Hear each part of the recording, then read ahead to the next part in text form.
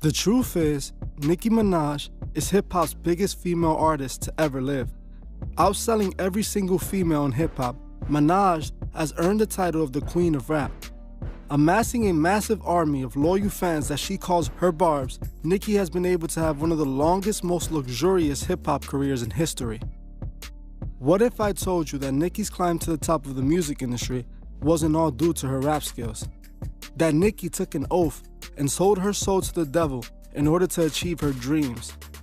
Join me in this episode as we uncover the dark truth about Nicki Minaj. Nicki Minaj was born in 1982 in St. James, Trinidad, and moved to Queens where she would be primarily raised. She was always into music, being the daughter of two gospel singers. Nicki claims that her father was an alcoholic and would eventually become an addict to crack. She also claims that her father had a violent temper and went as far as burning their house down during a fight with her mother. Nicki Minaj managed to get an audition for a famous New York music high school by the name of LaGuardia and was accepted. After graduating, she wanted to become an actor and managed to get into an off-Broadway play in 2001. After her acting career wouldn't take off, Nicki would start bouncing from job to job, getting fired from every position due to her attitude with the customers. After the workforce wouldn't work for her, she started looking into a music career. She would go on to get picked up by a rap group named Full Force in 2004, where she met Safari, who would go on to become her longtime boyfriend. The rap group would go on to record an intro song for a WWE diva. The song was named Don't Mess With. Nicki would eventually leave the rap group, where she would continue to make music and upload it to her MySpace. She would send her music to various people she happened to know in the music industry, and this would help her secure a manager. Nicki would get signed to a 180-day record deal with the help of her manager in 2007. She would go on to drop 3 mixtapes. This would start to build her buzz. Things started to really take off when she released her mixtape Beam Me Up, Scotty on April 18, 2009. Her track I Get Crazy off the mixtape managed to reach the number 20th spot on the Billboard charts. This would lead BET and MTV to give her praise for her music and show her early support. She eventually met Lil Wayne in August of the same year, where she was signed to Young Money Records, starting her long career in the music industry. This is what you may already know about Nicki Minaj, but the truth is far more sinister than this. See, Nicki Minaj, like many other artists who reached the top of the industry, were willing to do anything to achieve their dreams. She was willing to sell her soul and give herself to Lucifer to be used to further the agenda. The reason I have come to this conclusion is simple. She promotes a satanic lifestyle to her fans since the start. To understand my point, we must go back to when she signed to Lil Wayne back in 2009. This is when she officially took the oath and was giving her new identity. See, Nicki Minaj was destined to make her dreams come true, and nothing was going to stop her. Her first album to drop under Young Money was Pink Friday. This is when we began to see a new Nicki, who had taken the oath, and now her sole purpose was to promote satanic values to her young female fans. Her label started the Barbie campaign and killed off her previous image of a street rapper from Queens. Nicki Minaj was now promoting a Barbie doll image. She would go and get plastic surgery done and dress more and more provocative, promoting this to her young fans. Nicki even has a song on her Pink Friday album where she writes a letter to her old self explaining why she had to leave her behind. She tells herself that this is what she needed to do to make it. She explains to her old self that she wouldn't be able to do what she needed to go mainstream. This is important to understand, as she is referring to herself as two people. One version of herself which is not around no more. The reason she states this is because Nicki allowed herself to be guided by demonic spirits, using rituals to cure her old self so that she may be reborn in her new satanic life. She was willing to be guided by demons in order to make it, even willing to be possessed by one. In 2012, Nicki Minaj will perform at the Grammy Awards, which is literally the most satanic event held annually. Her performance wasn't like anything people have ever seen before. It looked like a horror movie was unfolding live for the audience to watch. Nicki had a priest perform an exorcism on the Grammy stage. As she acted as she's possessed by a demon she refers to as Roman. In reality, it played more like a satanic ritual, with a bunch of robed men dancing in front of her as she starts to levitate. She openly admits her connections to the devil without any shame, and she's proud that she took the oath, as now Lucifer crowned her as the queen of hip-hop for the meantime. Nicki probably admits in her song, Keys Under the Palm Tree, that she feels the devil near her and it sends chills down her spine, but that she doesn't fear him Instead, she describes herself as being a tad more bad than him.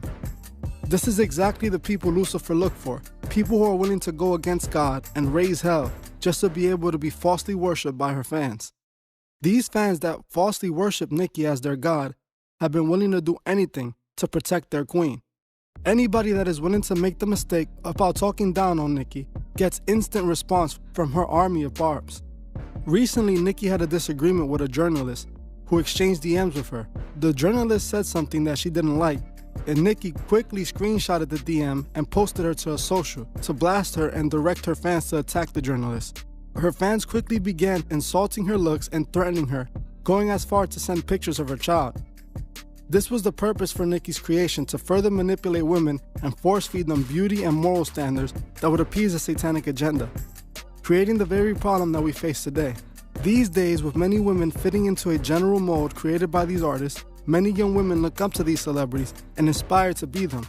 With the introduction of platforms like TikTok, Instagram, and OnlyFans, women can now easily fall victims to this manipulation. Another thing I would like to talk about is Nicki openly supporting her brother, who was arrested for doing something very, very bad to an 11-year-old girl. Nicki apparently paid his lawyer fees and stood by his side financially through his trial. Many people on the internet question this act, as did I. Why would someone stand by someone accused of these acts?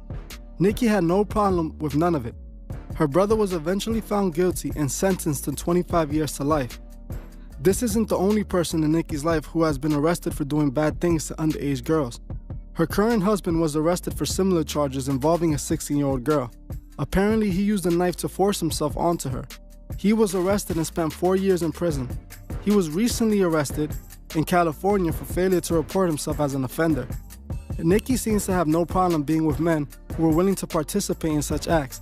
The reason she has no problem with this is because these celebrities admire Aleister Crowley. Time and time again, without failure, they show that they have used Lucifer to achieve their dreams. Many people recently accused her of sacrificing her father, who recently passed away.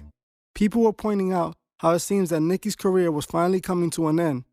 Nicki was talking about retirement as the female hip-hop scene shifted its attention to younger acts like Cardi B and Meg Thee Stallion. If you would like to see a video on either Cardi B or Meg Thee Stallion, comment either name below. Whichever name gets 50 comments, the next video will be on them. Nicki seemed to look sour, as her records wouldn't get the same attention they once had. Strangely, after her father's death, her career seemed to pick back up. With Nicki being involved with the people she's involved with, I wouldn't put this past her. Nicki Minaj clearly chose a side a long time ago. She is still enjoying the benefits of her decision. She had no issue selling out her own people and manipulating young women all over the world. We must always remember, these artists have a devilish agenda hidden in the core of their music. We must not let them manipulate us. We must help our fellow people who are lost and haven't found their way find the truth. Together we can wake those that are asleep and stop this from continuing. Thank you for watching this episode of The Truth Is.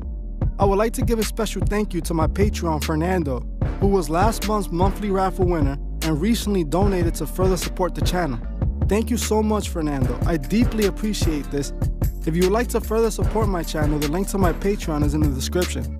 If you join before the 28th of this month, you can still be entered to this month's monthly raffle, where you can win a cash prize, a shirt, and even get to pick a video topic. Also, please leave a comment below on future topics you would like to see me cover on my channel. If you like this video, please hit the like button, as this helps other people find these videos. If you're new to the channel, please subscribe and hit the bell so you can be notified of future videos. Please follow me on Instagram at TheTruthIs01 and on TikTok at TheTruthIs. I will gladly appreciate it. Thank you. Goodbye.